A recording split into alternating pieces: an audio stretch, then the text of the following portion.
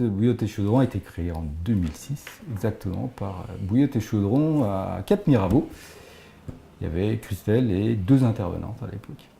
J'étais pas du tout dans l'aide à la personne, j'étais dans un secteur très tourné vers les ressources humaines, mais j'ai un passé, on va dire, de cadre et de dirigeant d'entreprise, mais en étant toujours très tourné vers les secteurs logistiques, distribution, avec une connotation RH très forte.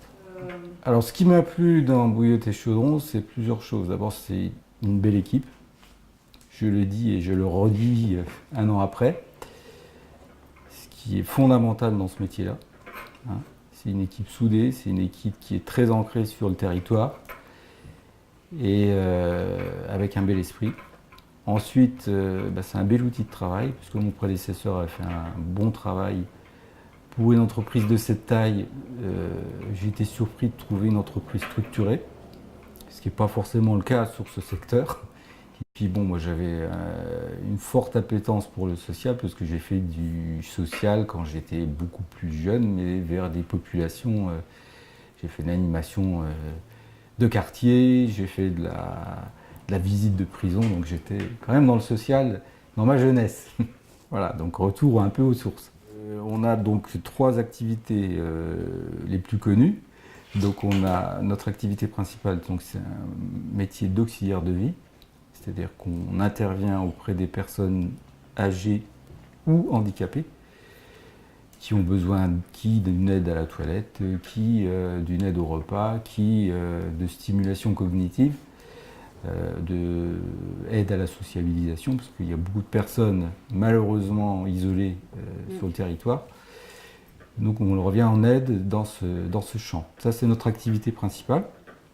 Ensuite, on a une deuxième activité qui est donc l'aide à domicile, l'aide ménagère, qui s'adresse donc là à une clientèle de personnes âgées, mais aussi vous et moi, c'est-à-dire des personnes actives qui ont envie de se détacher et de s'alléger des tâches ménagères. Donc là, c'est l'entretien du domicile.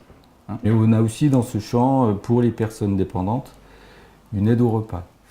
C'est-à-dire que là, plutôt que de se faire livrer les repas, les personnes bénéficient de l'aide de nos salariés, sachant qu'on a un parti pris chez Bouillotte depuis le début et que moi je prolonge et que j'améliore, autant que faire se peut, qui est de faire avec et de faire faire aux personnes, non pas de faire à la place d'eux.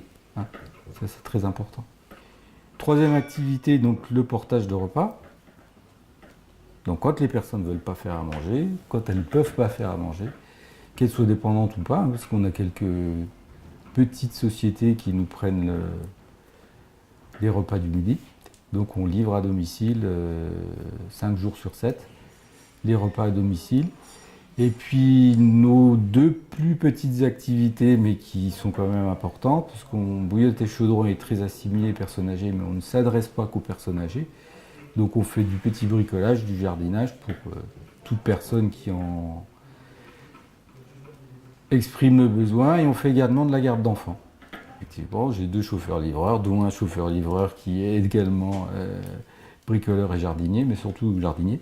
Ouais. Donc personnel polyvalent. Les aides ménagères, ce sont des aides ménagères qui savent utiliser les outils de l'entretien du domicile, et puis les auxiliaires de vie qui ont une qualification autre, puisque là il s'agit de traiter de personnes dépendantes, donc il faut un niveau de qualification différent. Bouillotte et Chaudron donc s'inscrit fortement dans son territoire, ça c'est important de le dire. Et s'inscrire dans un territoire, ça peut être une velléité, mais pour nous, ça se traduit concrètement par quoi? Ça veut dire travailler sur notre secteur d'activité en décloisonnant autant que faire se peut. C'est-à-dire s'adresser, travailler avec la médecine du travail pour tout ce qui concerne les risques psychosociaux, les TMS, les troubles musculo-squelettiques qui sont très importants dans ce métier-là. Ça veut dire travailler avec les clics, aussi bien de Lavelanet que de Foix. Notamment, nous allons, à la fin de ce mois-ci, démarrer des ateliers de formation avec le clic de Foix et qui seront étendus, j'espère, au clic de Lavelanet.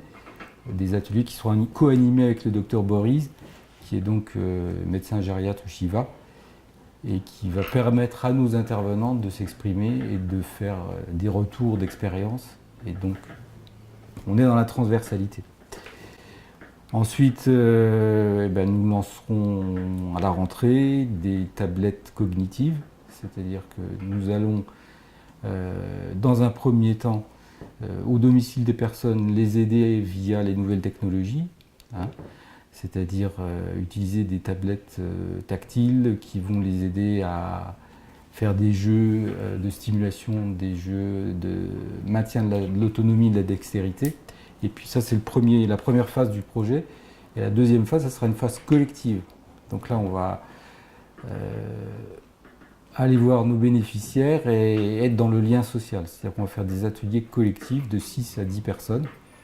Il est probable d'ailleurs qu'on sollicite la mairie, parce qu'on va être dans le lien social. Il y a beaucoup de personnes isolées, malheureusement, à Lavelanet, à Foix et en Ariège.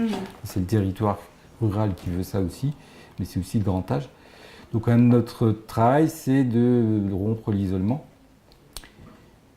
et quelquefois aussi de rompre et l'isolement social et l'isolement cognitif. Ce seront les intervenants de Bouillotte et Chaudron qui vont être formés, et à l'outil et à l'animation, pour animer ces ateliers, ce qui permettra aux personnes âgées de se rencontrer, l'outil étant un levier social. Il ne s'agit pas de faire de la technologie, c'est pas le sujet. Il ne s'agit pas de faire des ateliers informatiques, c'est pas du tout le sujet.